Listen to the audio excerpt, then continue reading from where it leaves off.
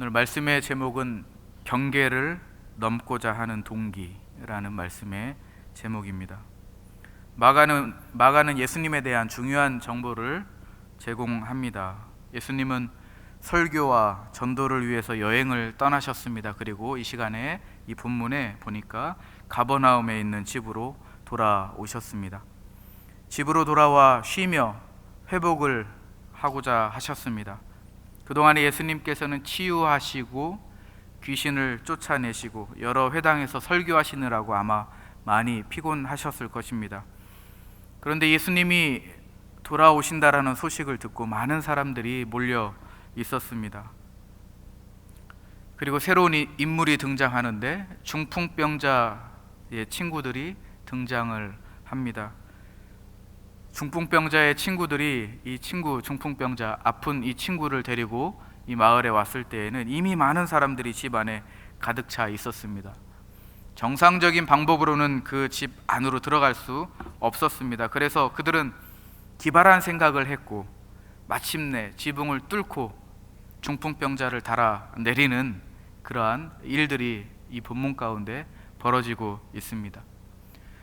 팔레스타인의 농가 구조를 우리가 한번 시각화하면 본문을 이해하는 데 조금 도움이 됩니다. 일반적으로 평평한 지붕에 덮인 작은 방 하나가 있는 구조였습니다. 그리고 건물 바깥에 계단이 있었고 계단 위로 해서 지붕으로 올라갈 수 있었습니다. 지붕은 대개 빗물을 흘려보내기 위해서 흙하고 집으로 메꾼 나무 들보가 있었습니다. 때로는 나무 들보와 집 사이에 기와를 얹기도 했고 그 위에 다시 흙을 덮기도 했습니다. 요즘으로 치면은 비상구쯤 되는 것 같습니다.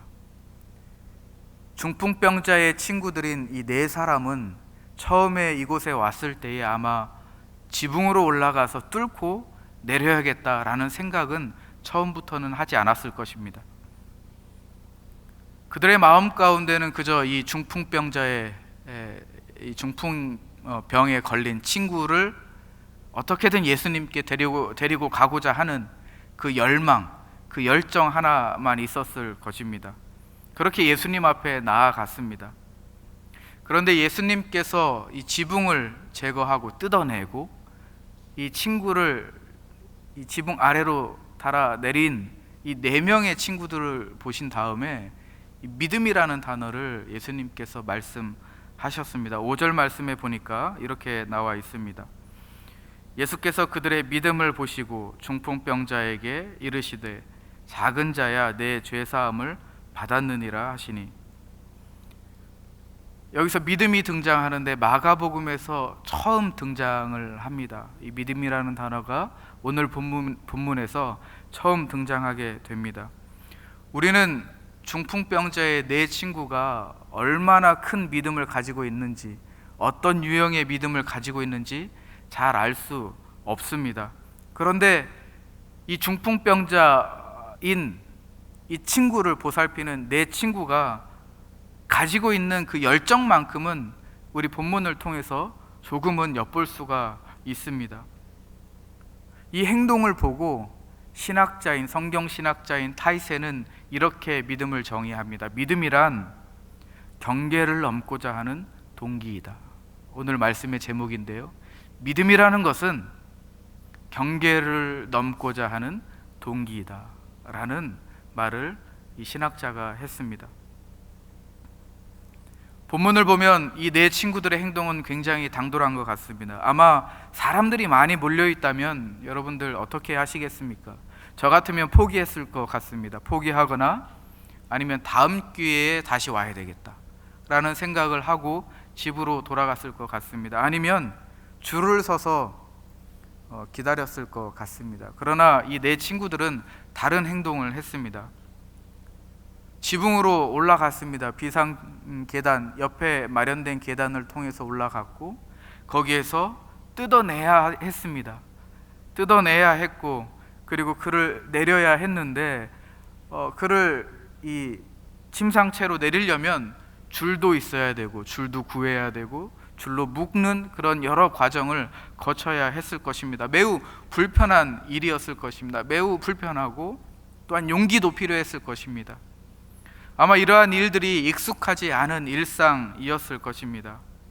평소에는 예상하지 못했던 그러한 일들이 지금 벌어지고 있는 것입니다. 그러므로 우리가 이 중풍병자를 데리고 온 이 친구들을 볼 때에 익숙한 일상의 경계를 넘어간 행동이다 라고 우리는 말할 수 있는 것입니다. 그래서 타이센이라는 이 학자는 믿음이라는 것은 경계를 넘고자 하는 동기이다 라고 말하고 있는 것입니다. 우리가 생각하고 있는 늘 예상할 수 있는 일상들, 우리가 안전하게 생각할 수 있는 나의 이 경계선, 우리가 늘 예상 가능한 이러한 상황들, 그러나 믿음이라는 것은 이러한 모든 것들을 다 넘어설 수 있어야 된다라는 것입니다. 이 경계를 넘는 것이 믿음이다 라고 이야기하고 있습니다. 사도행전 15장에 보면 예루살렘 모 교회에서 기독교 역사상 최초의 회의가 열리는데 지도자들의 회의였습니다. 의제는 이방인들에게 할례를 주느냐 마느냐 하는 것이 의제였습니다. 6절에서 11절까지 보면 베드로가 변론을 하기 시작합니다. 우리가 6절에서 11절까지 15장 6절에서 11절까지 말씀을 천천히 읽어보면, 그리고 사도행전 10장에서 무슨 일이 일어났는지 우리가 한번 살펴보면 베드로 또한 그의 경계를 넘어서는 일들이 일어났다라는 것을 우리가 확인할 수 있습니다. 베드로는 이방인을 만나는 것을 꺼려했던 아주 지독했던 전형적인 유대인이었습니다. 그러나 베드로는 그것이 하나님의 뜻이 아니었다라는 것을 깨달았죠. 자기의 생각이 있었고 판단이 있었습니다. 베드로가 가지고 있었던 신념이 있었고 철학이 있었습니다. 그가 배웠던 지식이 있었습니다. 그리고 그가 살았던 그 문화의 관습이 있었습니다. 관례들이 있었습니다. 그런데 하나님의 뜻 앞에서 이 모든 경계를 넘어서는 일들이 베드로 가운데 있었던 것입니다. 그래서 베드로는 이방인이었던 고넬료의 집에 제 발로 찾아갔습니다. 그리고 하나님의 말씀을 증거했습니다. 그리고 간절한 마음으로 하나님의 말씀을 경청하는 고넬료의 모습을 보면서 정말 하나님이 일하시고 역사하시는구나, 생명의 은혜가 이방인에게 있구나 라는 것을 다시 한번 경험하고 목도하게 되었습니다. 고넬료 일행까지도, 그들의 일행까지도, 이방인이었던 그 고넬료의 일행까지도 주님의 말씀을 받아들이고 세례를 받는 이 역사의 현장을 베드로는 보게 되었습니다. 만약에 베드로가 이러한 일들을 경험하지 못했다면 아마 베드로는 평생에 예수님이 허락하시는 그 은혜의 역사적 현장을 아마 평생 더 보지 못했을 것입니다. 만약 베드로가 하나님의 명령을 쫓아서 이 삶의 교만한 자리에 이 경계선을 넘지 못했다면 할례를 받아야 구원을 받을 수 있다 라는 의견에 계속적으로 동의했을 것입니다.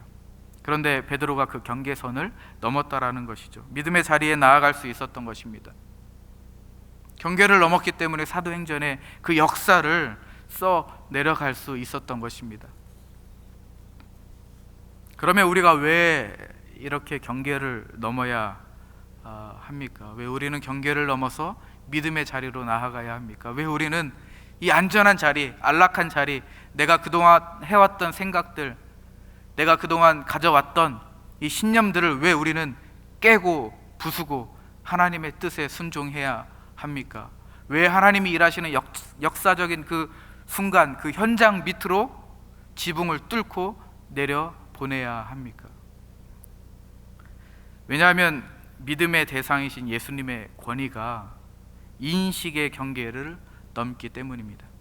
이것이 십자가의 역설인데 우리는 그렇게 부릅니다. 십자가의 역설이다. 우리는 이렇게 부를 수 있습니다. 오늘 본문 우리가 5절까지 읽었는데 6절부터 9절까지를 건너뛰어서 10절을 우리 한번 같이 읽어보도록 하겠습니다. 우리 2장 10절입니다. 시작. 그러나 인자가 땅에서 죄를 사하는 권세가 있는 줄을 너희로 알게 하려 하노라 하시고 중풍병자에게 말씀하시되. 예수님은 중풍병자에게 간단한 세 가지 선언을 하셨습니다. 나는 메시아요 인자다 라고 첫 번째 소개하셨습니다. 그리고 두 번째는 나는 하나님처럼 죄를 사하는 권세를 가지고 있다라고 두 번째 선언하셨습니다. 그리고 세 번째로는 중풍병자에게 일어나 내 집으로 가라라고 명령하셨습니다. 믿음이라는 단어가 여기에서 처음 등장했듯이 인자라는 단어도 마가복음에서 처음 등장하는 본문이 바로 오늘 본문입니다. 인자라는 것은 죄를 용서하는 예수님의 권위를 표현한 단어입니다. 하나님의 그 권위가 예수님에게로 부여되었다 라는 말씀인 다니엘서 7장 13절 14절의 말씀을 반영한 것이 바로 오늘 본문에서 나온 10절 말씀 인자라는 표현입니다. 하나님의 권위가 예수님에게 부여되었다. 예수님은 권세를 가지고 있다라는 말씀입니다. 우리 다니엘서 7장 13절 14절을 우리 한번 같이 읽겠습니다. 시작. 내가 또 우리 다니엘서 7장 13절 14절 우리 같이 읽겠습니다. 시작. 내가 또 밤 환상 중에 보니 인자 같은 이가 하늘 구름을 타고 와서 옛적부터 항상 계신 이에게 나아가 그 앞으로 인도하며 그에게 권세와 영광과 나를 주고 모든 백성과 나라들과 다른 언어를 말하는 모든 자들이 그를 섬기게 하였으니 그의 권세는 소멸되지 아니하는 영원한 권세요 그의 나라는 멸망하지 아니할 것이니라. 하나님의 권세가 인자에게 주어진 것입니다. 그 권세는 소멸되지 아니하는 영원한 권세다라는 것입니다. 그런데 중요한 것은 뭐냐면 이 인자, 권세를 받은 이 인자이신 예수님은 굴욕과 고난과 죽음을 통해서 그 권세가 드러난다라는 것입니다. 이것이 십자가의 역설이고 우리가 생각할 수 있는 당시의 사람들이 생각하고 있었던 그 경계를 다 무너뜨린 사건입니다. 마가복음 10장 33절과 40절 말씀을 우리 한 번씩 같이 차례대로 읽겠습니다. 33절입니다. 시작. 보라, 우리가 예루살렘에 올라가노니 인자가 대제사장들과 서기관들에게 넘겨짐에 그들이 죽이기로 결의하고 이방인에게 넘겨주겠고 인자가 넘겨지겠다. 고난입니다. 40절입니다. 시작. 내 우편에 앉은 것은 내가 줄 것이 아니라 누구를 위하여 준비되었는지 그들이 얻을 것이니라. 인자, 예수님의 이 권세를 받은 인자인데 권세를 받은 예수님께서 고난, 사람들에게 넘겨질 것이고 고난을 받고 십자가에 못 박혀 죽으실 것이다. 인자의 고난과 굴욕과 죽음이 드러나 있습니다. 예수님이 당하는 이 배신과 고통은 임의적인 것이 아니라 하나님의 뜻이었습니다. 하나님의 뜻이 이 십자가의 사건을 통해서 이루어진 것입니다. 제자들을 위해서 예수님은 고난을 받으셨고 세상 사람들의 죄를 용서하시기 위하여서 생명을 대속물로 주셔야 했습니다. 그것이 인자의 소명이었고 예수님의 소명이었습니다. 예수님은 자신의 소명에 대해서 이것이 내가 일하는 방식이다 라고 1인칭으로 말씀하신 것이 아니라 이것은 하나님께서 허락하신 굴욕과 고난과 부활, 승천, 하나님의 정하신 방식이다 라고 3인칭인 인자라는 표현을 하신 것입니다. 이와 같이 인자는 굴욕과 십자가의 죽음 속에서 그 권위가 드러난다는 것입니다. 그런데 이러한 십자가 사건은 우리 사람들의 상식이나 사람들이 기대했던 방식과는 전혀 달랐습니다. 역설이 있었다는 것이죠.